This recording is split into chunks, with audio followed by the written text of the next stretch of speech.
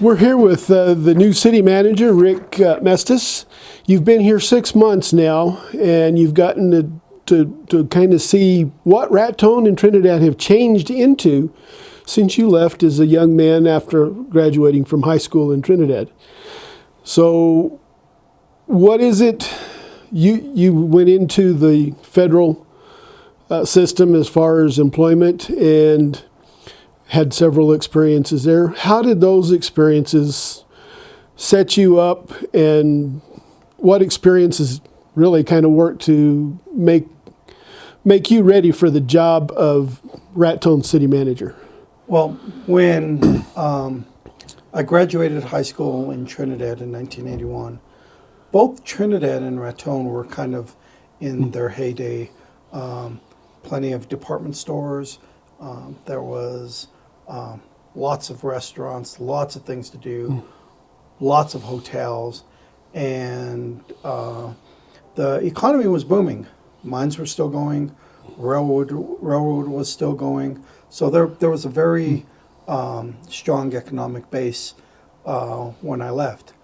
But in the early 1980s, you'll also recall, that was a big time of change in America, and a lot of steel mills were starting to shut down. A lot of coal mines were starting to shut down, and you could kind of see the writing on the wall. One of the reasons why I left Trinidad was, even though it was still prosperous at the time, you could kind of feel the change, and I didn't really feel that there was a future for me there in Trinidad.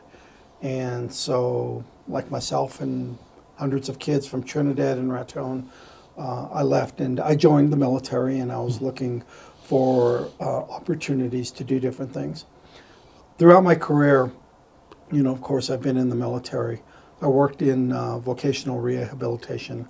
I worked in radio sales. I worked in restaurant management. I did a lot of different jobs, trying to find myself.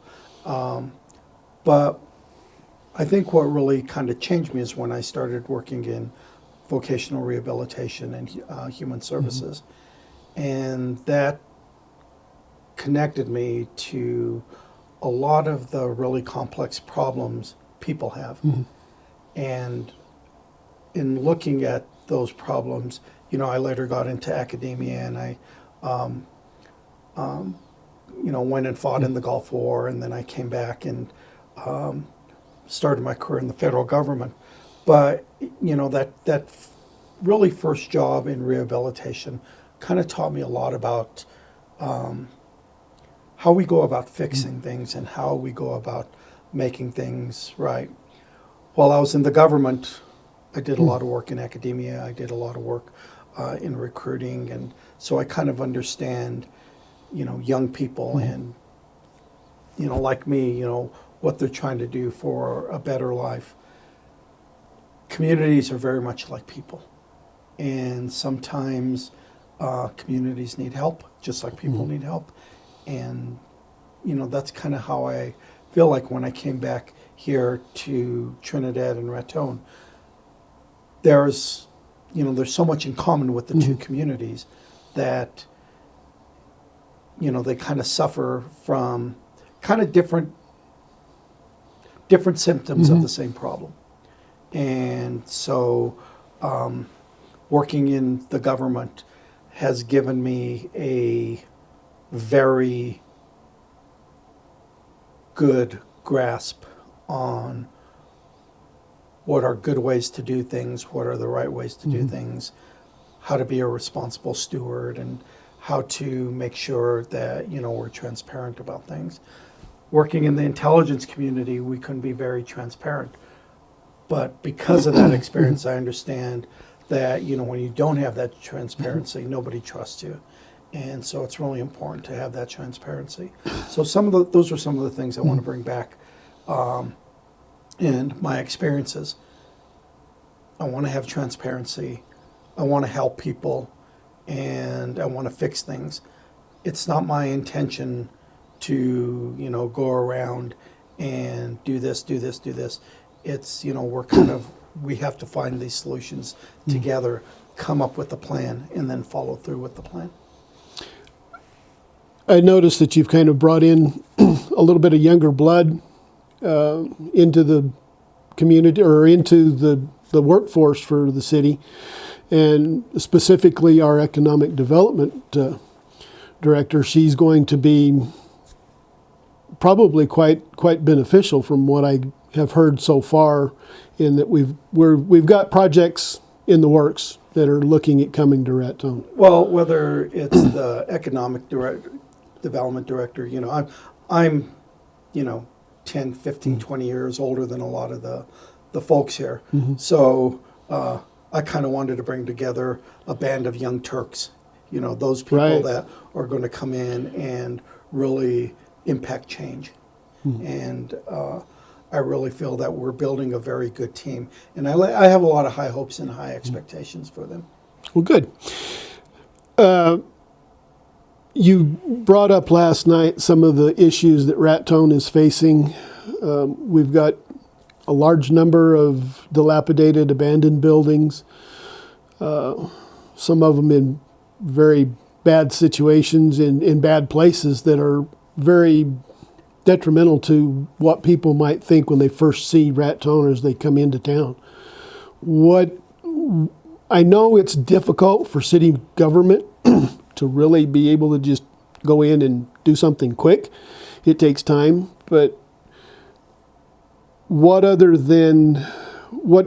ways can we go after grant money or whatever to kind of take care of some of these issues? Well, we are going after grants, and we've received millions in grants this year, so we're really good at that.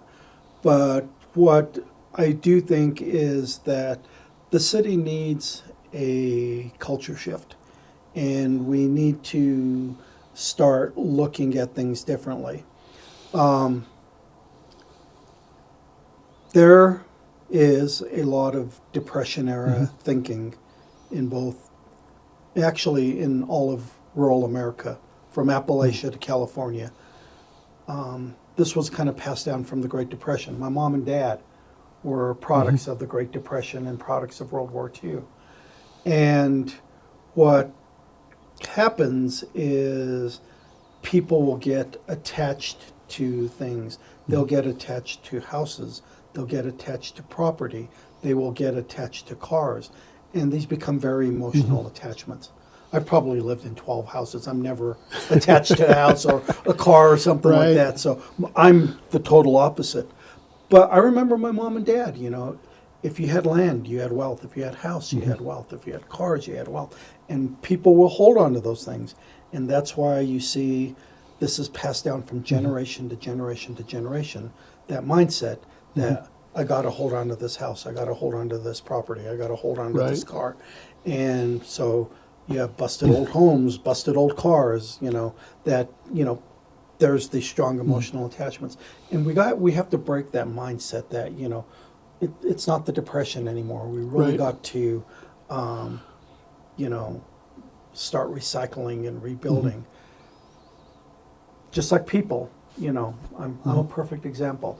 As you get older, if you don't take care of yourself, you're not going to be young and strong, and you develop health problems and things like that. Same is true for cities. We have to maintain our cities. We have to do things we don't want to do because nobody wants to do exercise, and we really need to bring that mindset back to the city that, hey, we got to clean up. We have to get involved in social organizations. We need to get involved in clubs again. We need to get involved in each other's lives and start helping each other, and kind of get that mindset that you had when you were young. You had a lot of friends, you had a lot of activities, and as you get older, some of that stuff gets harder to do, and we got to bring that mindset back. Culture change is hard, though. Extremely hard. It's very hard. And it's one of those things that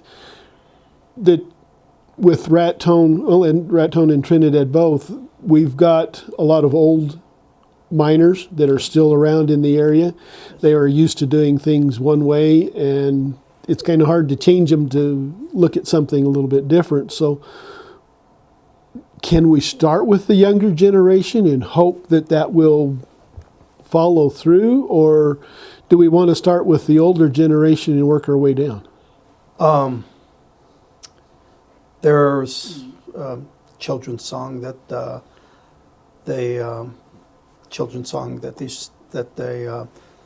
sing in church. You know, it's all God's creatures have a place in the choir. Some sing lower, some sing higher, some sing out loud on the telephone wire. It's, you know, we all have a place in the choir, and we all need to sing in harmony. It doesn't matter if you're 9 years old or 90 years old. You know, we all have to be singing in harmony with this choir. So I don't think it really starts with young people. I don't think it starts with old people. It's a push that we all have to make. Community-wide, not Community-wide. not just one place, And but not just one community-wide. place, not just city government. You know, I see government's role as bringing a simple sense of order to chaos. And, you know, when you don't have government, you know, you kind of have chaos. You don't have paved roads. You don't have police. You know, you don't have fire, you know, plumbing, water. If we all tried to live on our own, it would be total chaos.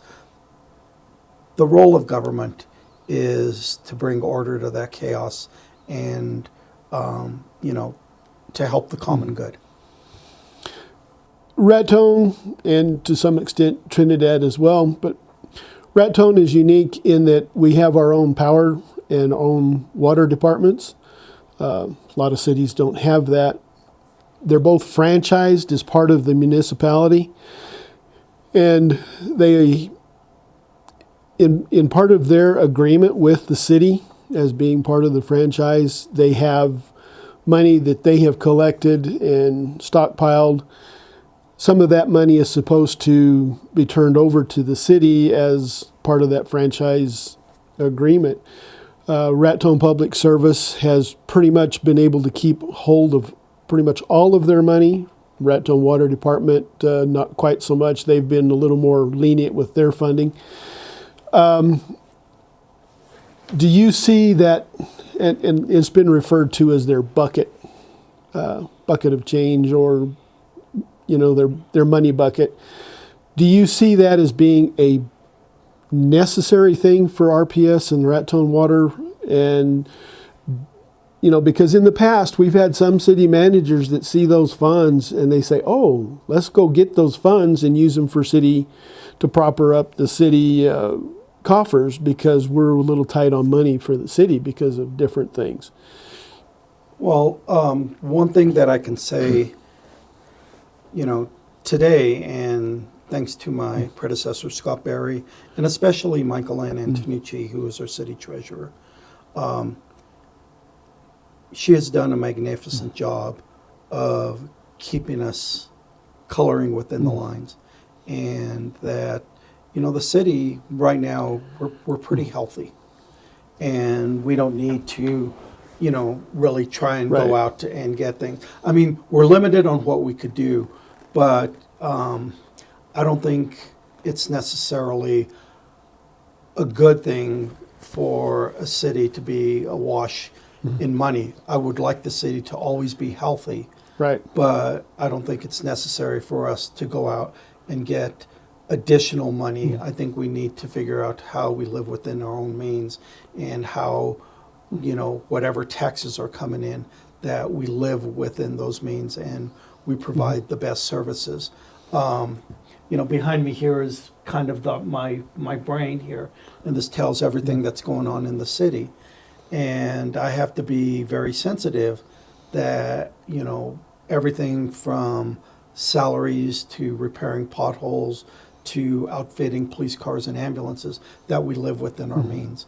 And I think we are good right now, then we are pretty healthy.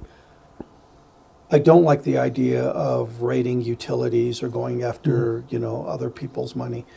I think it's important that, you know, we figure out how to live with the money we have, and if we can get more money, that's great. But right now, because for example,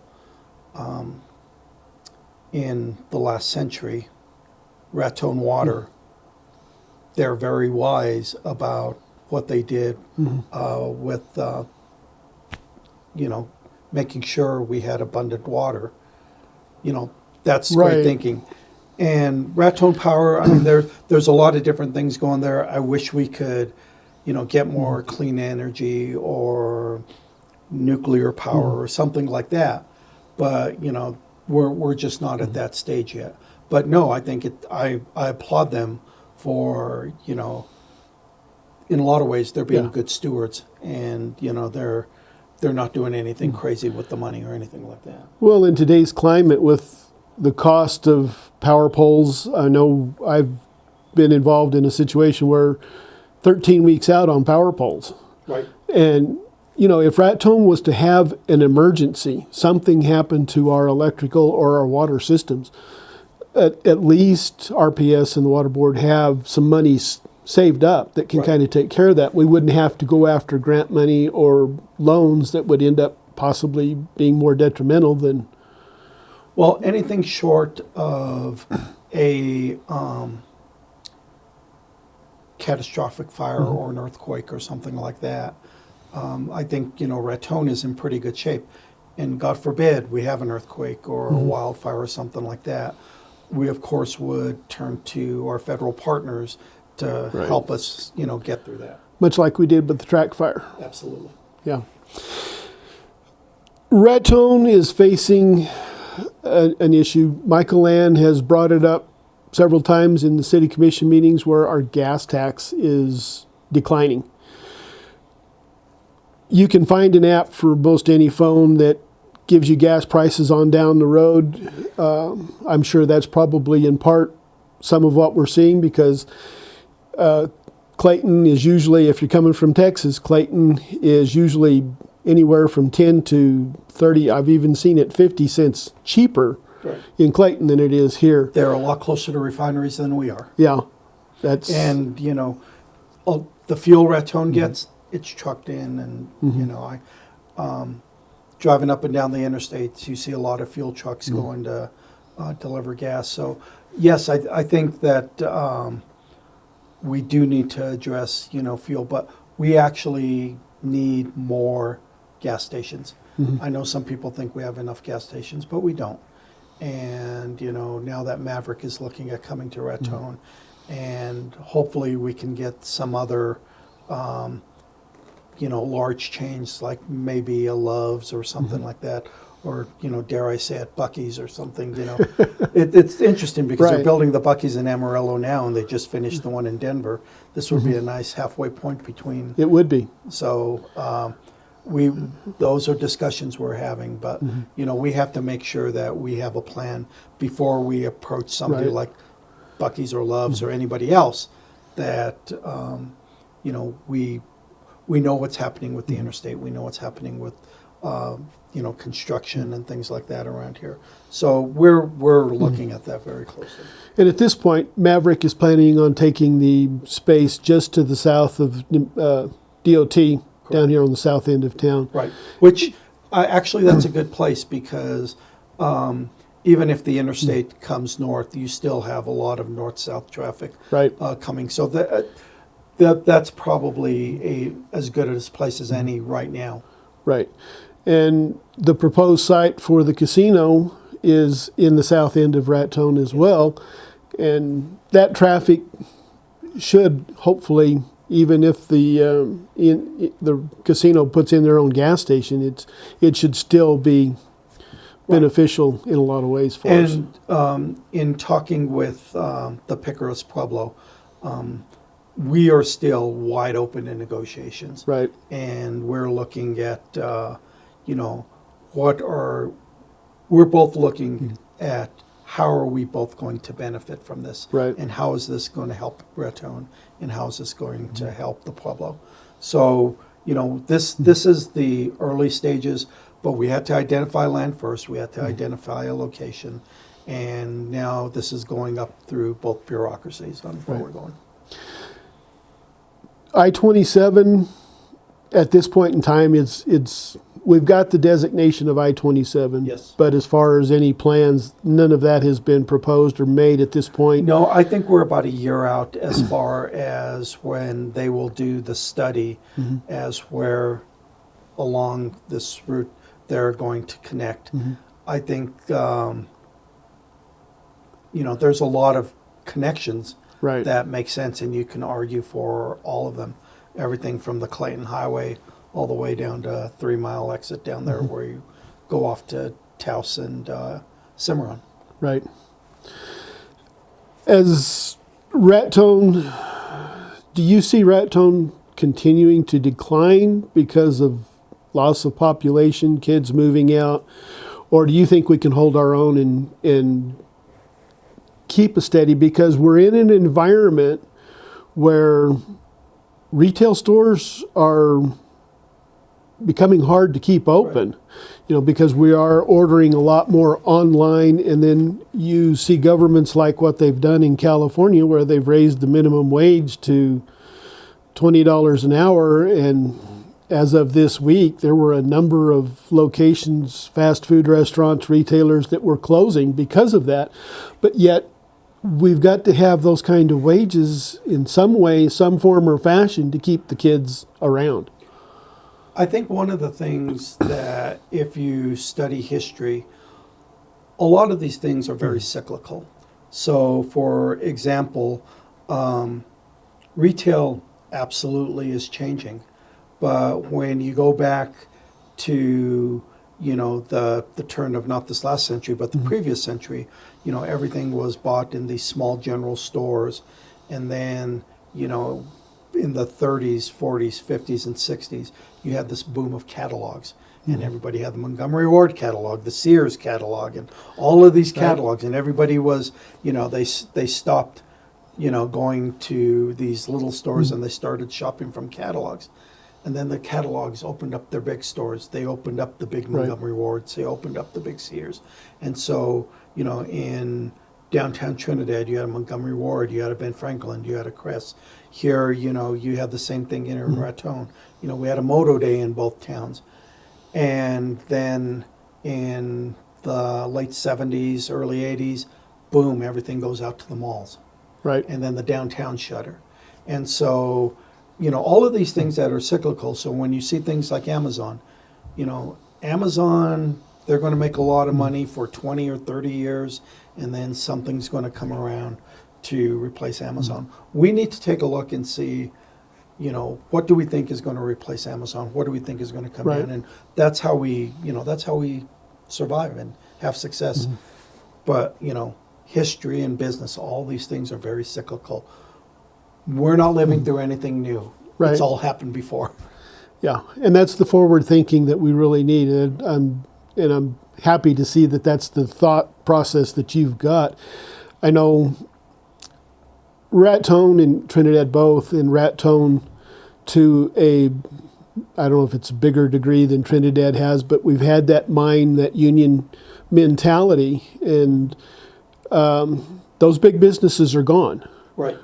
And at this point in time, we're having to stop and rethink about where we're at, what we've got, where we're going, and the thought process needs to be put into outdoor recreation or small business or things like this. But Raton and Trinidad both have the opportunity to really expand on the outdoor business, the outdoor recreation aspect of it, because you can come stay in Raton and you can fish a different location every day of the week for over a week. Well, I mean, there is a lot of that. I think recreation is very, very, very important. And whether your recreation is hanging out on a boat or being in a casino, I mean, recreation is very important. But I think what, we really need to focus on are what are the things that people need every day. Of course, people need water. Right. We got water. We're good there. People need food. We people need medical care. People need all of these basic things. So those are the things that, we need to really make sure are strong in this community. And then, we could really almost go our own direction on what we want to do. But we have to be very forward-looking. We have to look at what is going to replace Amazon. Amazon is going to be gone sooner or later.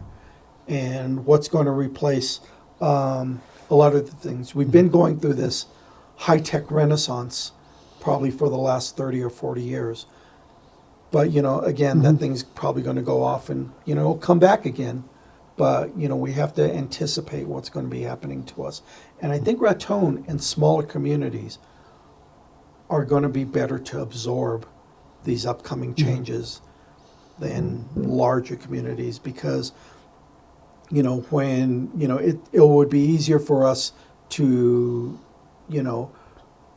because of our water and because we have access to food close by and ranches and stuff like that, we're in a good place. But we have to diversify.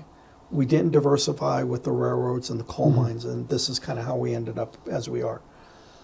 Cities across the nation, small rural towns like us, we're all scrambling for the same solution. But I think that not very many of them are looking forward. A lot of them are looking in the rearview mirror. And so when people say, hey, let's bring back horse racing, Right. horse racing's gone. When I was a kid, there was a dog track everywhere. Right. I believe there's 2 dog tracks left in the United States today. So, we can't look back because a lot of these things that are in our past, they're gone forever. And we need to really look forward in what's happening and kind of, we have to embrace change. Right. Okay. That's very good. I like the forward thinking that we're looking at, that we're going toward, and I'm sure you have proven yourself, I think, over the last 6 months that you have been here Well, thank you. to I be appreciate that. to be very forward thinking and to kind of take us in a direction that we really need to go with Raton. Well, one of the philosophies I've always had, and this comes from my upbringing in the churches. Faith looks forward. Faith looks forward, and as long as we look forward, we'll be fine. Very good. Thank you, sir. Thank you.